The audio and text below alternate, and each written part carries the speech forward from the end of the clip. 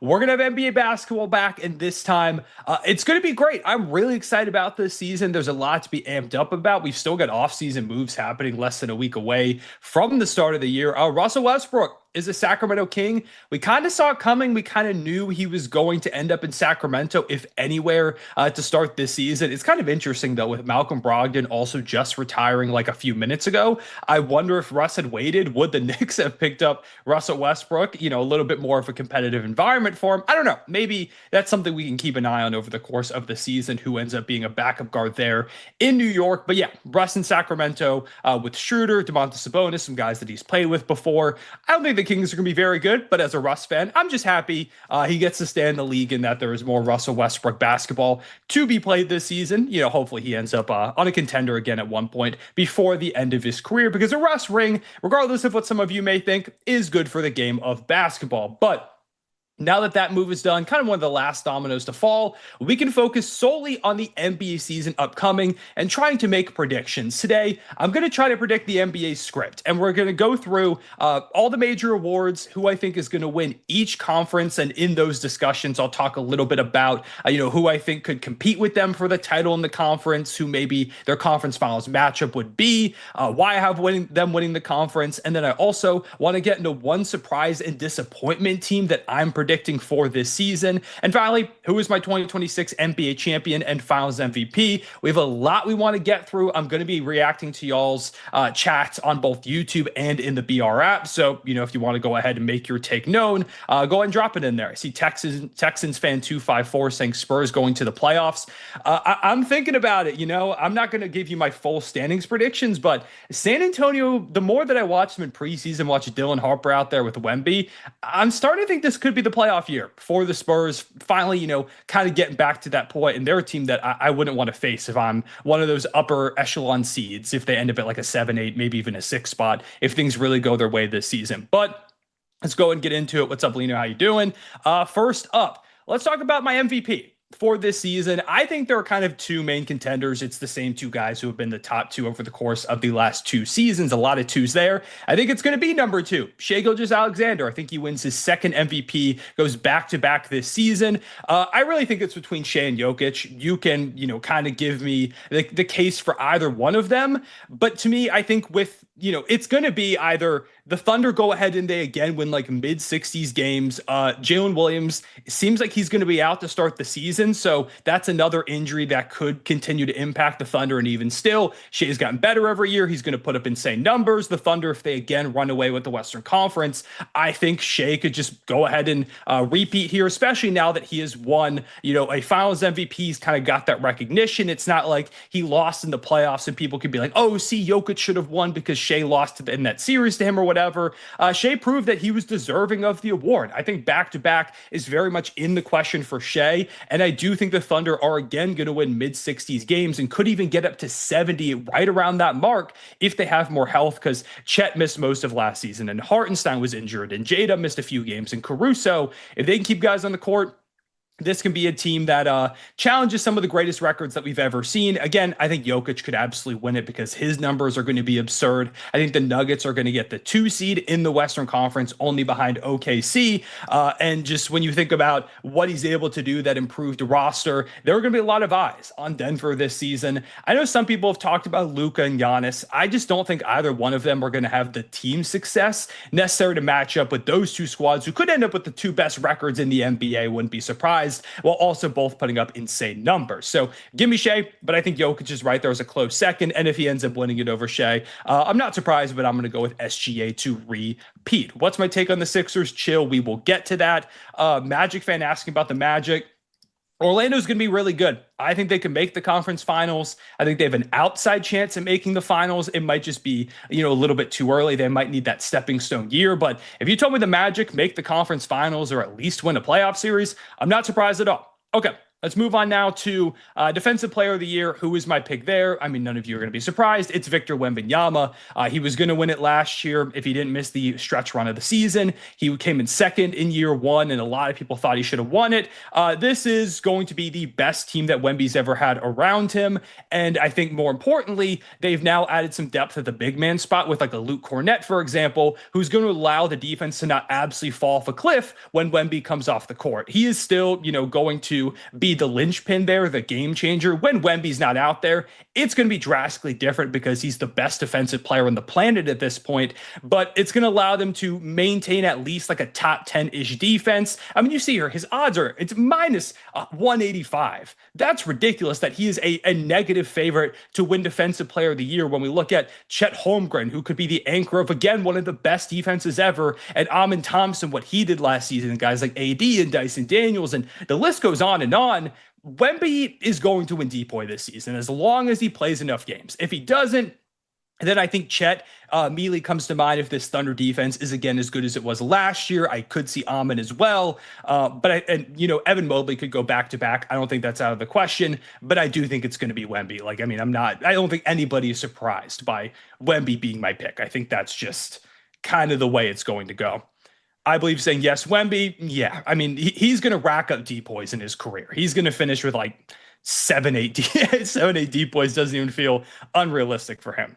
Thoughts on Russ the Kings? Thunder's fans, a good pickup for them. I like Russ going there. More so than anything, I'm happy that Russ is not out of the league, that he's going to continue to get to play the game of basketball, which is, always great to see as a Russell Westbrook fan. Wemby ain't winning MVP though. Yeah, punch. I think it's a little too early for Wemby to win MVP just because I don't think the Spurs are going to be like a top 4 seed. I think they could land anywhere from like 6 to 9 to 10, kind of that last team into the playoffs and not the play-in or any one of those play-in spots. I don't think there's any way they're below the play-in tournament unless things go really wrong. They deal with injuries, but I do like the Spurs team quite a bit. And obviously a lot of that is Victor Wembanyama. Okay. Let's talk about most improved player. There are a few different guys I thought about for this. This is the one that's kind of taken me the most time to land on a guy, but I think I'm finally here. I'm going to go with Benedict Mathurin. I went back and forth between like him, Jalen Johnson, as well as Andrew Nembhard also on the Pacers. But when you take a look at Nembhard's numbers, he's going to have the ball a lot more, and he's going to be their playmaker. Like they need someone to replicate some of Tyrese Halliburton. But in the games where he plays without Hallie, Nembhard's numbers don't go up that much. Well, Mathurin's do. Mathurin, he's averaged a couple of times right around 16, 17. I think he could get up to like a 20, 21, even 22 point per game mark because they need a lot of offensive juice with Hallie gone, with Miles Turner out the door as well. I think if he's a bit better defensively, I think there's a world where Mathurin can get like borderline all-star type of production. And if the Pacers are a decent enough team, some of that hype, maybe he doesn't make it. But that's kind of a recipe we've seen for MIPs in recent memory, where it's someone who's like pretty good, but they take that jump to borderline even making their first all-star game. And Mathurin feels like he has that potential, especially if the Pacers are pretty solid. It probably will be Siakam that makes it out of anybody. But I think Mathurin could get some of that hype. Dame is now out in the Eastern Conference, no longer an all-star contender. Halliburton isn't playing this season. A wild card spot opens in general now that Tatum's not out there. Like there are spots open in the All-Star game. So if Mathurin makes it, I don't think it's impossible. And if the Pacers can maintain like a decent spot in the East, I think this is a great spot for him to win the award. Also, he's playing for a payday right now, which always feels like extra motivation.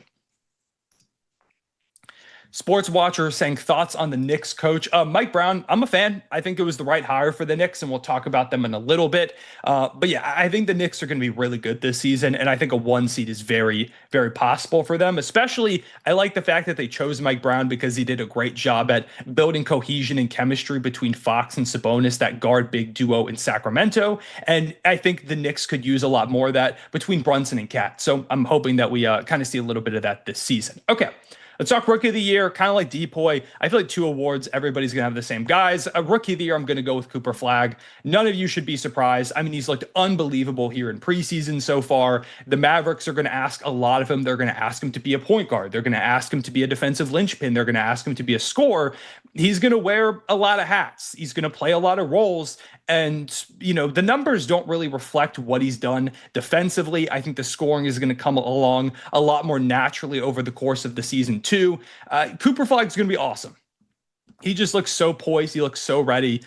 In the preseason, he's an 18-year-old. I mean, you see here, massive favorite to win Rookie of the Year. I don't think he's like a lock. Like I could see Dylan Harper pushing for it. If EJ Edgecombe helps the Sixers like really elevate beyond what we saw last season. Ace Bailey, maybe, but I also think there's a lot of moving parts over there and his role isn't as defined. Trey Johnson would be interesting too, but I think there are, again, a lot of young pieces that are trying to kind of stake their claims. With Cooper Flag, I mean, the Mavericks are going to be competitive from day one, so that also puts a bit of a spotlight on him for people to see him in a bigger, a little bit of a bigger role than maybe like Dylan Harper, who has to play with De'Aaron Fox and Stephon Castle and stuff like that. So yeah, give me Cooper Flag. I know it's boring, but I think it's the right pick, to be quite honest. All right. Do I see the Spurs making a trade at any point during the season? Texans, I don't know about this season, although I think if Giannis becomes available, like if he asks out midseason, then I could see the Spurs being one of the top teams in line for him because they've got a great trade package.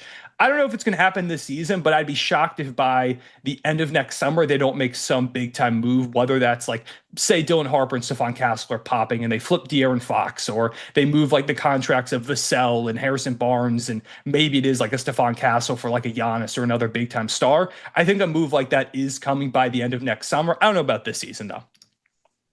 Let's talk Sixth Man of the Year now. This is another one where I've gone back and forth between a few different guys, mainly because there are some people who I just can't really tell who's going to be starting. Like, and I think about the Celtics with Peyton Pritchard. Like, is that a route that, they're going to go? And could there be some games where we see, for example, like over in Cleveland, like DeAndre Hunter, like I think he's going to start the season with no Max Strus and Lonzo Ball. How many games is he going to play? Ty Jerome over in Memphis. How good are they going to be? There are guys I have question marks about, but I think ultimately I just settled on Nickeil Alexander-Walker. I think over there in Atlanta, he's going to play a big role. He will come off the bench. I'm expecting is a world where by midseason he's starting and maybe this just goes up in flames. But I think the starting lineup is going to be Trey, Dyson, Reese Shea, Jalen Johnson, and Kristaps Porzingis, that group of five. And now over here in Atlanta, there's going to be a bigger ask of him to score as well as play make. The Wolves used him as a wing playmaker, kind of a backup point guard at times last year. But I think over here in Atlanta now, he could do a lot more of that, playing alongside Trae Young, this elite playmaker. I think he's going to get a lot more looks. He's going to knock down shots on the perimeter, be a linchpin defensively.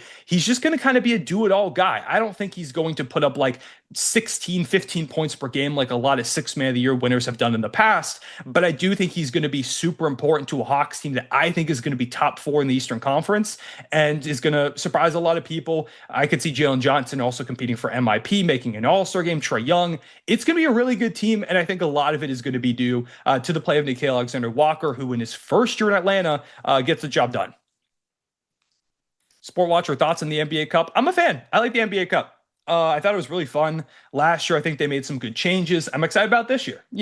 There's never any harm in, continuing to try and make regular season games feel more important. And I like kind of it does feel like guys take it seriously. Guys get competitive. I like, the different courts. I'm happy that they're giving it its own little flair and it's not just like a regular season game. And okay.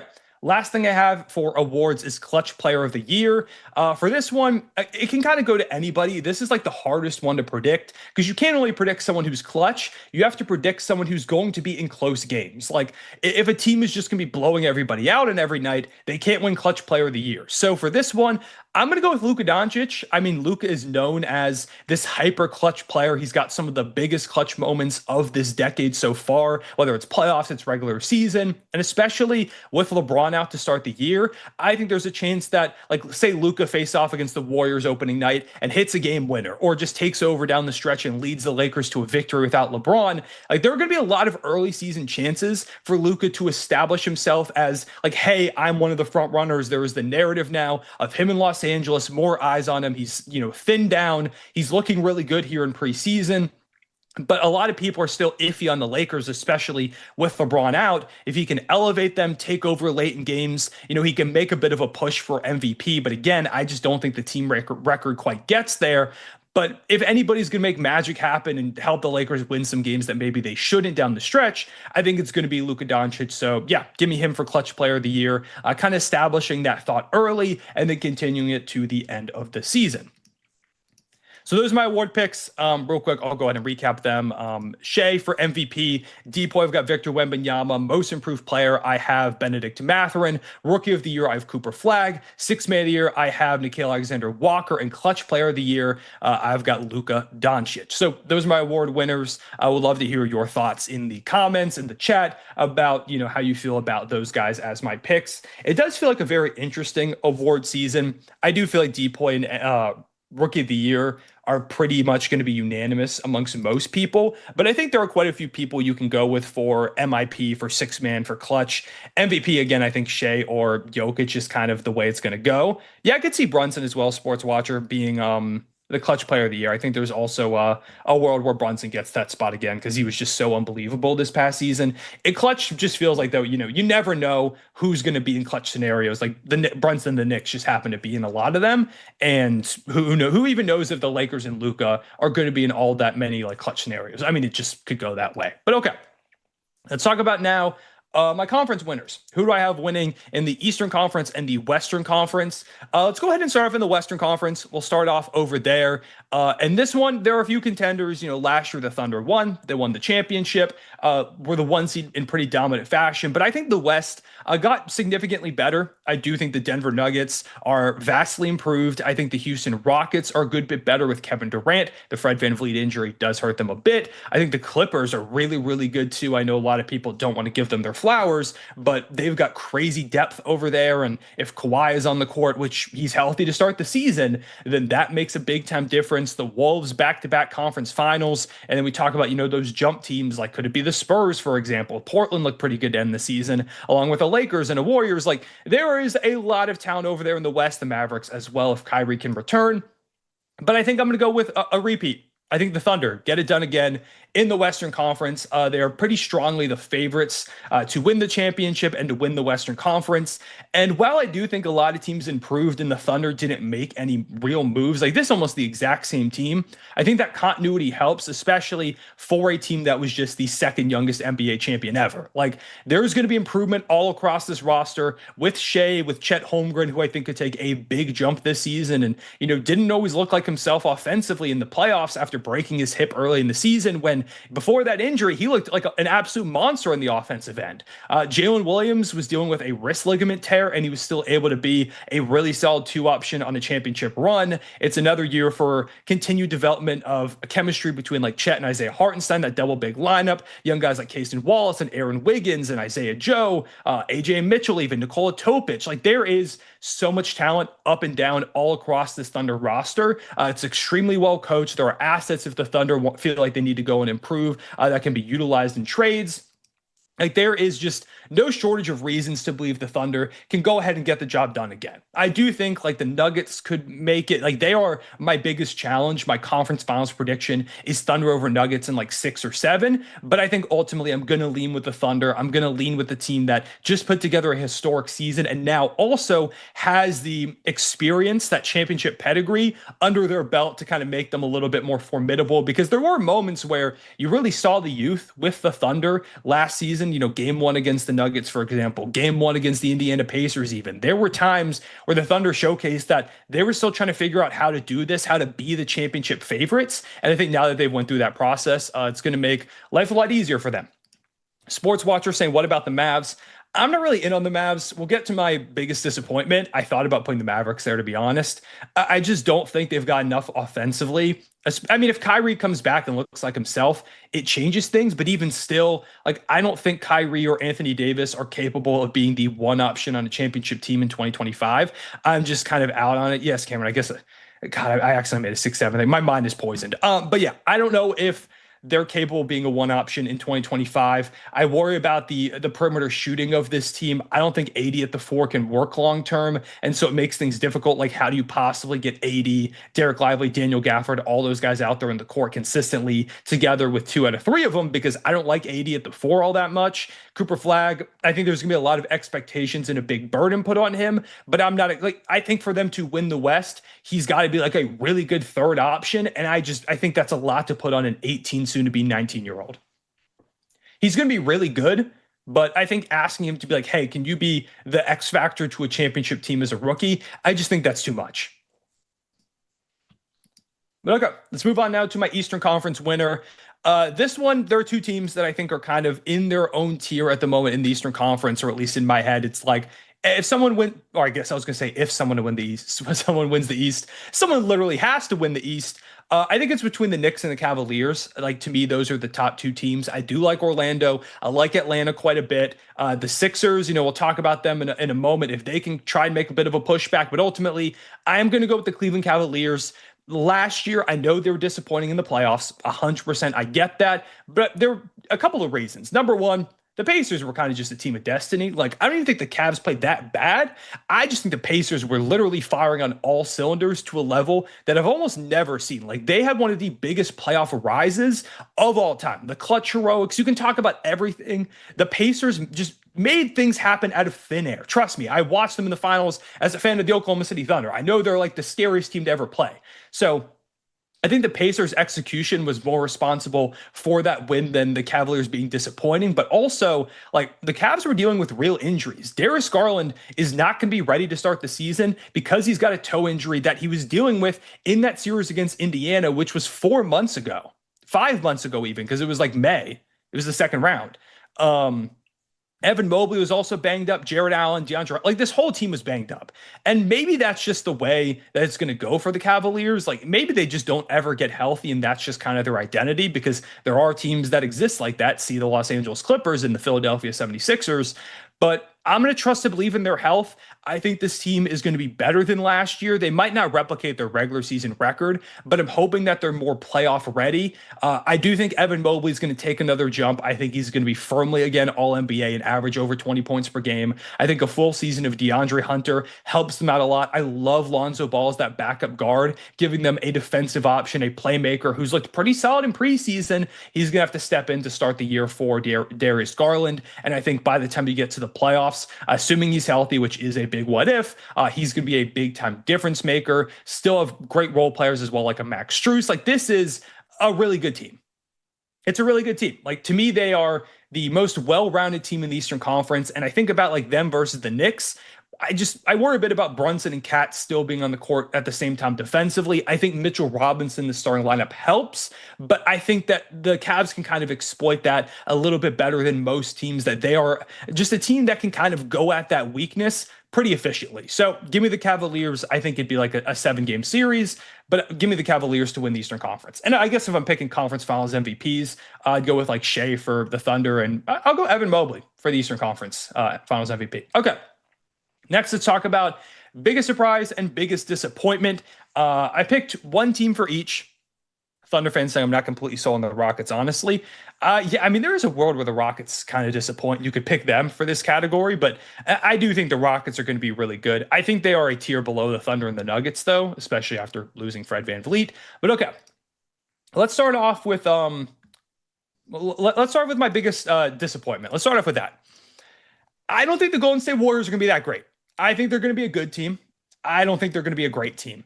I have them right around like that 6 seed, more so like a 7 seed. I think they're going to be a play-in team. I think they'll be right there like 7 or 8. I've seen a lot of projections, a lot of predictions from all over the place saying that they're going to be one of the best teams in the West. All these models have them as this juggernaut. I'm just not there with them.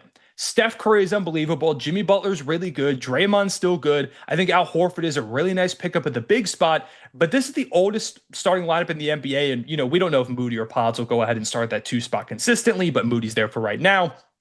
But regardless of who's there, it is the oldest starting lineup in the NBA. And I believe I saw a stat that it's the oldest starting lineup ever. Outside of Moody or Pods, whoever plays this 2 spot, everyone else is 35 or older. Like, that's so crazy to me. And I know they're still very talented, but in today's NBA, again, we just saw the Thunder win the title as the second youngest one seed ever. I think youth is more important than ever. Athleticism is really important. Like, how are they possibly going to keep up with like the Thunder or the Rockets or even the Nuggets who got more athletic this offseason? I just don't think they're going to be capable of that. I think it's a team that's going to face some injuries. Jimmy has been pretty rough in the regular season compared to his old standards over the past couple of years. I don't know how much we're going to see Jimmy. I could see him resting some games. I could see him just being inconsistent. And then that again brings up the issue of who is the two option behind Steph Curry. Because if Jimmy's not playing or Jimmy's not himself, who gives you consistent two option play on any given night? Do we then just reach a scenario where, again, we're back in this spot where you're putting an overburden on Steph Curry, who could then break down now at 35, 36 years old, or to where he's just overtaxed and you're not getting the production that you need? His efficiency drops and suddenly you're right there in that playing range. I don't love their depth. I think it's relying on a lot of young guys to take jumps that are unproven, that Kuminga, that's hanging over them. And if they make a good trade with Kuminga's contract, then like maybe, but I'm not really banking on that. I think that's going to be a really awkward scenario the whole season, and that's not something I really like. Yeah, the first NBA team in history to start four players aged 35 or above on opening night. Sorry, Steph's 37. Why did I say 35 or 36? 37 years old. Like, you're asking a 37-year-old to be your best player. Like, the Rockets are kind of doing that with Kevin Durant, but they've got Amin Thompson, who could be like an all-star, all-NBA player, and Şengün, who was almost all-NBA. It's Steph Curry and then a lot of older guys as well. I just think this team's going to break down, and I just don't think they're going to be elite. They're not going to be a top 4, 5, even 6 seed. I think they end up at like the 7, 8 spot. And there's a world where, I think there'll be a first round exit, if you ask me. Because I know they were great to end last season, but I think a bigger sample size, that's not going to be the case. Okay. Braxton saying, I think Indiana could be surprising with Benedict Mathurin. Yeah, I mean, Mathurin, he was just my MIP pick if you just got here. I think Mathurin's going to be awesome. Like, I think he's going to be really good. And they are really deep. Like, I do think the Pacers will be still kind of in that playing range, but I don't have them as like a solidified playoff team. I also think there's a world where the Pacers don't mind taking a bit of a step back this season to kind of just get a lottery pick and see what they have with some other guys on their roster. Because without Halliburton, the team's not competing for anything at the highest level. But okay, let's talk now. My biggest surprise. Maybe I'm falling for it again. It could be the millionth time I'm falling for him. But I think the Sixers aren't going to be bad. I don't think the Sixers are going to suck. I know a lot of people do. And if they're injured, then they will. But if Embiid can just be on the court for like 50, 60-ish games, it might be a lot to ask. Paul George, I think there's a bounce back coming. I just don't think he's bad. Like, he might not be the player he used to be, but I don't think he's just a bad player anymore. Quentin Grimes was awesome to end last season. Is he going to be that level of good again this year? I don't think so, but I think he has a lot still in the tank. I like VJ Edgecombe a lot. I think Maxey is really good. Like, this is a really good Sixers team. It's one that has some interesting depth. Jared McCain, also sports watcher, saying in the chat, like, he's going to be out to start the season. But once McCain comes back, he was seemingly going to run away with Rookie of the Year last season. He looked unbelievable, like 20-point games left and right. And it wasn't like, oh, everybody's out, he's just putting up crazy volume and it's like inefficient. He was putting up efficient 20 pieces, a lot of defensive attention that just didn't matter, great relocation. He plays like Steph Curry in that off-ball movement. I'm not saying he's Steph Curry when it comes to that or Steph Curry overall, because he's the greatest off-ball mover ever, but he is that type of player where he's just really smart and knows exactly where he has to be. I think the Sixers team could surprise a lot of people. Again, I don't think they're going to be like a top 4 seed, 5 seed. I think around the 6 spot is very, very possible, though, for Philly. I think 100% it is. Embiid does have to kind of be all-star, even all-NBA level for them to do more than that. But, say there's a world where Embiid comes back and looks all-NBA. I think there's a world where they win a playoff series and maybe they maybe even make a run to the conference finals. I'm going to get too crazy. Let me stop there. But yeah, I don't think Philly's going to be a bad team. But okay, let's move on now and real quick talk about my NBA champion. Who do I think is going to win the NBA Finals? So my NBA Finals prediction is Thunder versus Cavaliers. It felt like it was going to be that this season. That was the way it was looking out east. But Boston was also there too. To me, it felt like it was going to be one of Cleveland or Boston, and then Indiana went on that crazy run. They faced off against OKC, lost in Game 7. Do the Thunder go back-to-back, or are they destined to lose to the Cleveland Cavaliers? I think the Thunder go back-to-back. I think the Thunder get the job done.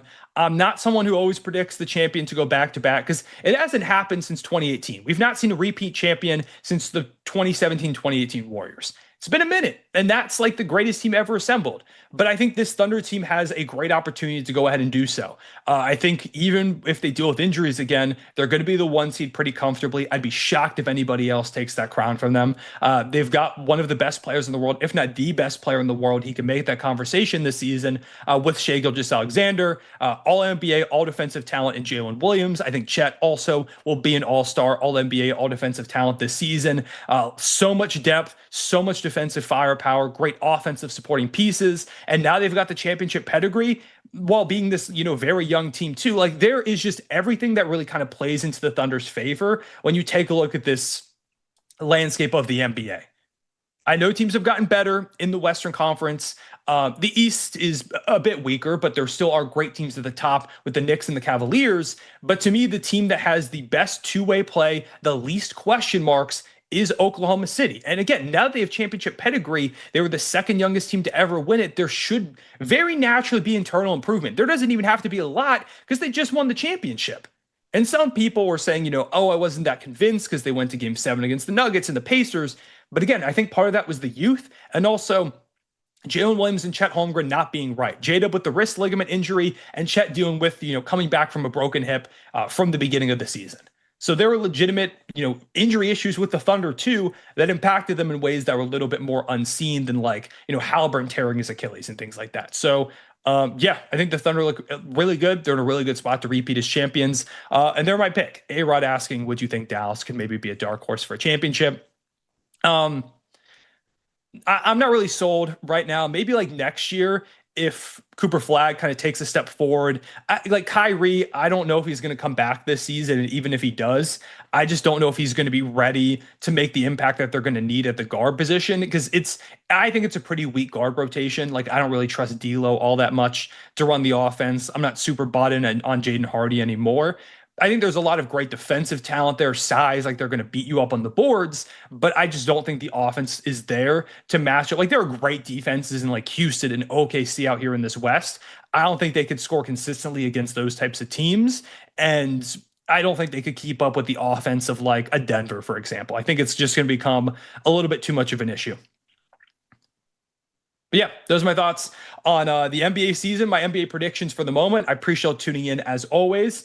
I'll see you all again. I believe it's Monday of next week. I'll be back on here again. Good luck to your favorite teams for the rest of preseason and going into the season if I don't see you again. But for the moment, I've been Cone. I appreciate y'all. Peace.